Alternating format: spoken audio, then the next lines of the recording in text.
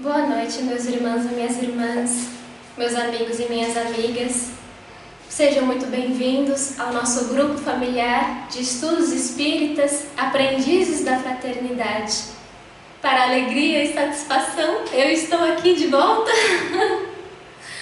e que possamos neste momento acerenar os nossos corações,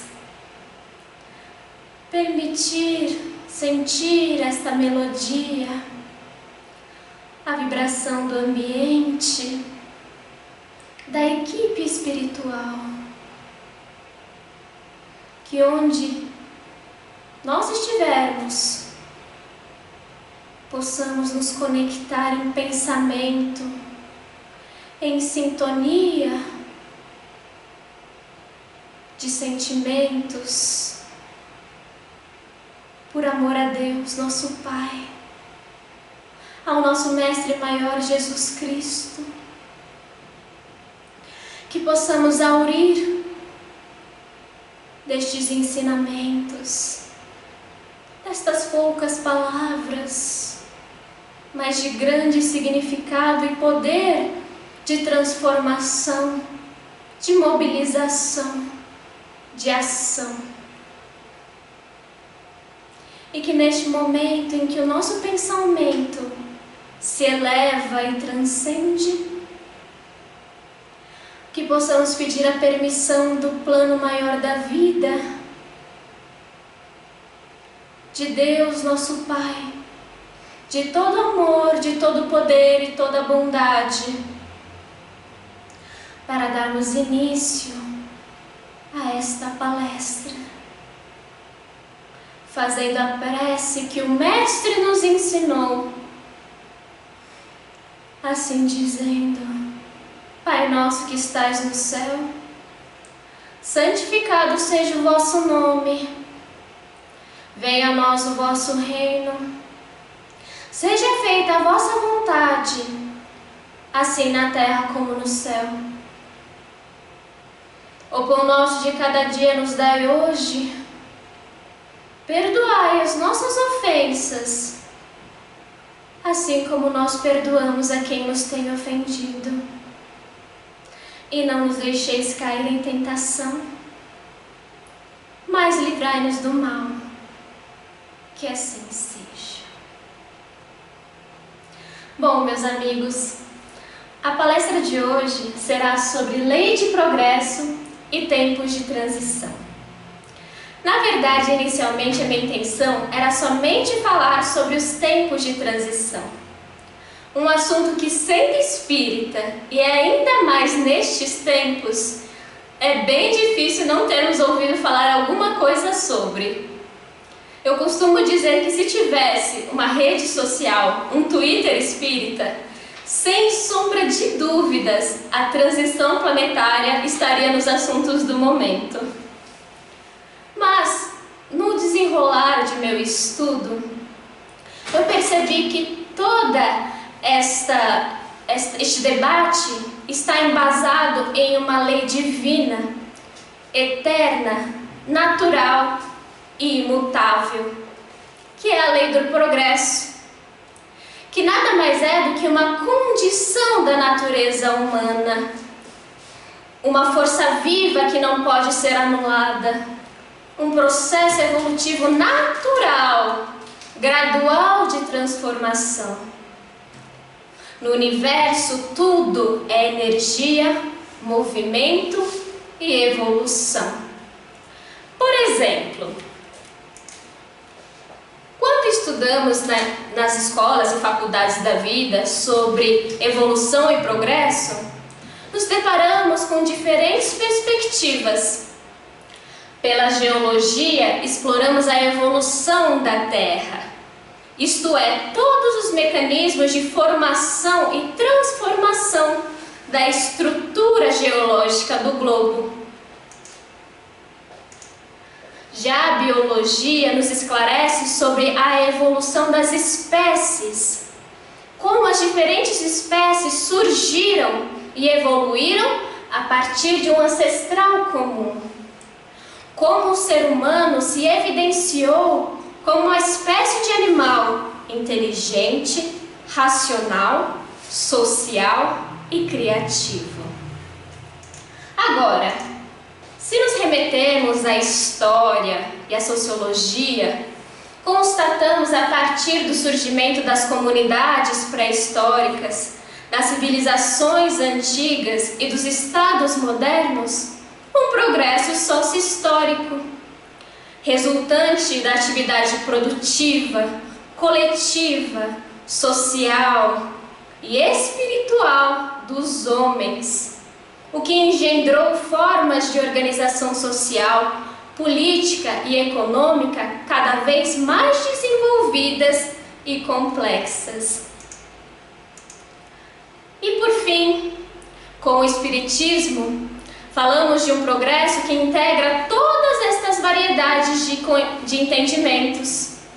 Temos o conceito de evolução do espírito, de imperfeitos a bons espíritos, até a sua alçada à categoria de espíritos puros, o que preconiza o seu despertar, o despertar do ser simples e ignorante, a dilatação da sua consciência, individualidade, inteligência, senso moral, livre-arbítrio e outras faculdades e atributos.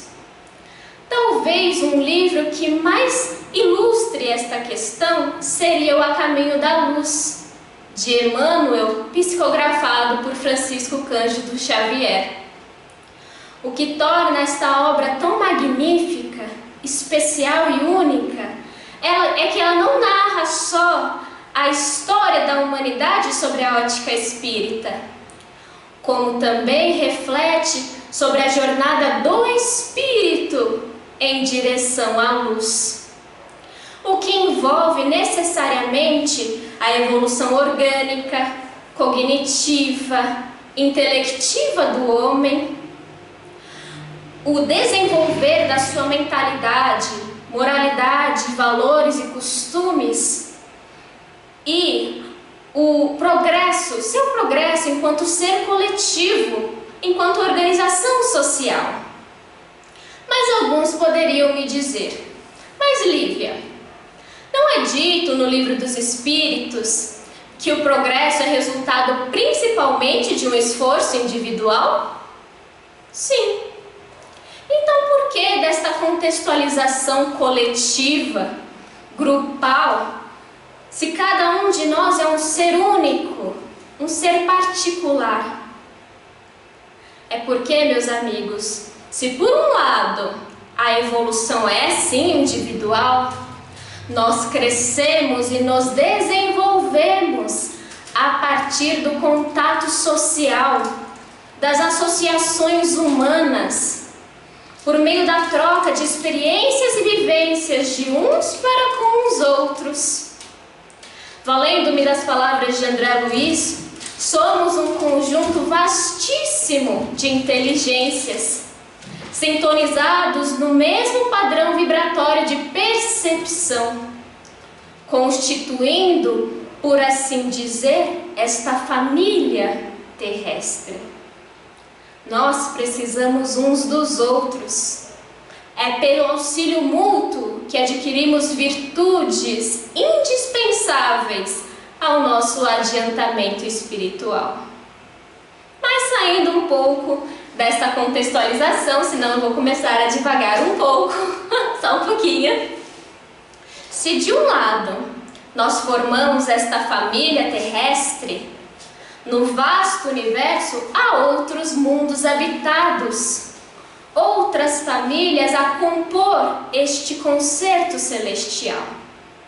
E ainda mais, se o indivíduo, a coletividade evolui, de tal forma os mundos também estão submetidos à lei do progresso. Todos começam em um estágio inferior e progridem fisicamente pela alteração dos elementos que o compõem e moralmente.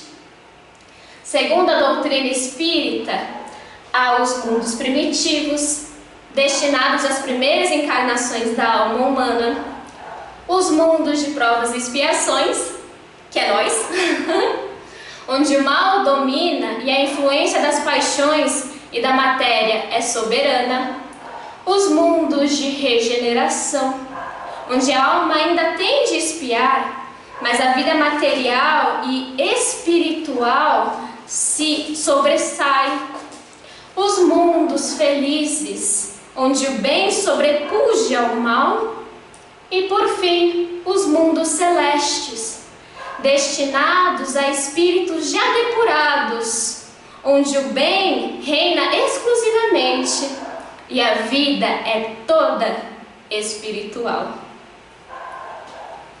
E como os espíritos muitas vezes nos trazem, a Terra está a passar por um novo ciclo evolutivo, para a passagem para um plano de regeneração.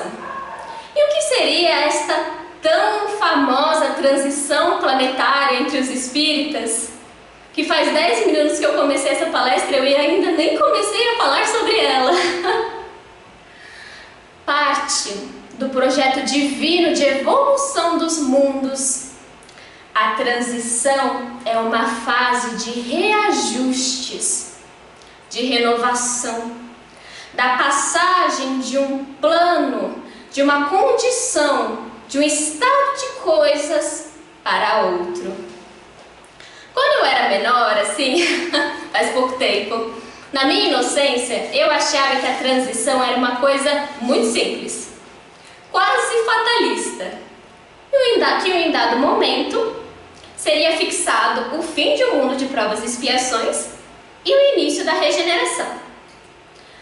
Em resumo, nos depararíamos com um acelerado desenvolvimento tecnológico e científico, com grandes transformações na estrutura geológica e natural, atmosférica do globo, por isso destas calamidades naturais até certo ponto.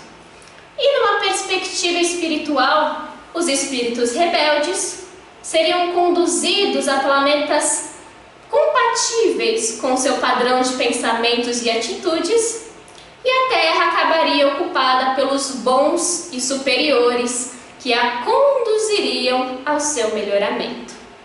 Até aí tudo bem, mas o que restaria de nós, réis mortais? Antes eu pensava que seria ficar esperando, sentada, observando o findar deste processo, como se ele fosse exterior a nós.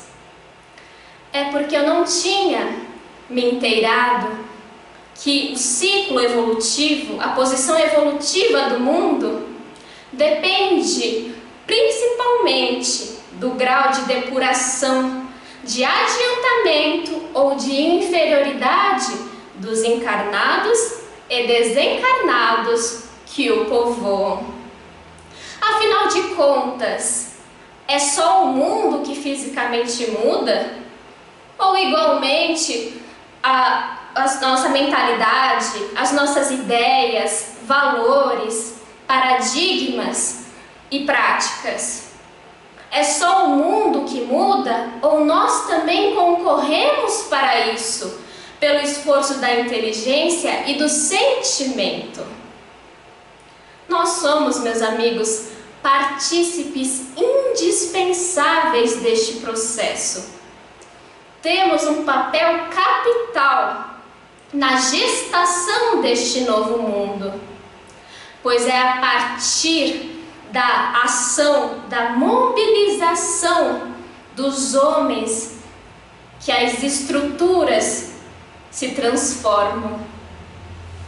Mas é claro que para uma mudança tão radical, tão estrutural, no sentimento das massas, no estado de coisas, de paradigmas conservadores, materialistas, individualistas, que ressaltam o orgulho e egoísmo, para paradigmas progressistas, espiritualistas, transcendentes, que priorizam a fraternidade, a solidariedade e a justiça, não se concretizam sem conflitos e crises. Afinal, todas as grandes revoluções na Terra foram precedidas de contradições e conflitos. Nossa vida é permeada pela dialética, onde os elementos das duas gerações se confundem, o velho e o ultrapassado, e o novo e o renovado. Não é à toa que muitos dizem que vivemos na Terra tempos de grande apreensão, de fatalidades, de calamidades, quase um caos geral. Não são só provas e oportunidades de exercitarmos a inteligência, a fé, a resignação e a paciência. É necessário que nossas moléstias, desequilíbrios e disfunções resultantes do que edificamos no passado e no presente despontem, se evidenciem por meio de diferentes conjunturas, seja individuais, coletivas, sociais, econômicas, políticas, naturais, para assim reconhecermos o que precisamos mudar, ressignificar e desconstruir em nossas vidas. E eu não digo só no quesito individual, mas na condição coletiva, as mazelas derivadas da nossa estrutura social. Nunca se viu nestes últimos tempos tantas discussões pertinentes e relevantes sobre racismo, machismo, LGBTfobia, preconceito, meio ambiente e desigualdade social. Para mudarmos intimamente, a gente só muda intimamente e muda o mundo se reconhecemos primeiro o que há de nocivo e doente em nós. O famigerado conhece-te a ti mesmo, não? Mas eu vos pergunto, é fácil mudar? Eu falo por mim mesma, eu sou uma pessoa extremamente metódica. Minhas amigas que choram. Se acontece alguma coisa no dia de diferente do que eu planejei, parece que tudo vira de ponta cabeça e nada mais dá certo. A gente se acostuma com o antigo, com o arcaico.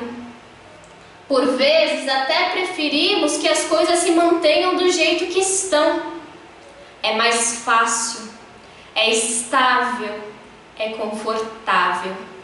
Rejeitando estes novos paradigmas. Por isso que eu digo veementemente que não há nada de simples na transição.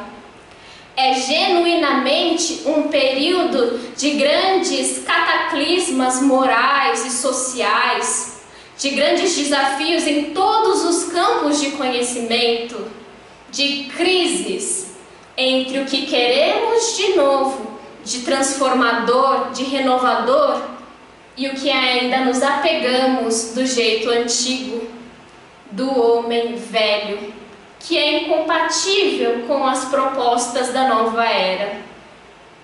Nova era que preconiza o quê? A elevação do sentimento, onde a caridade, a fraternidade, a solidariedade, a cooperação e a tolerância serão as pedras angulares deste movimento regenerador.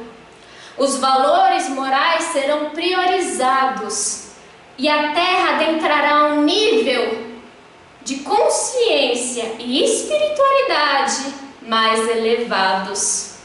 Muito bonito, né? Mas agora a gente percebe cada vez mais que nós estamos muito distantes desta realidade. Muitas pessoas costumam dizer que o ser humano, ele é um mundo, um universo à parte. E eu ainda complemento dizendo que não conhecemos nem 30% deste mundo.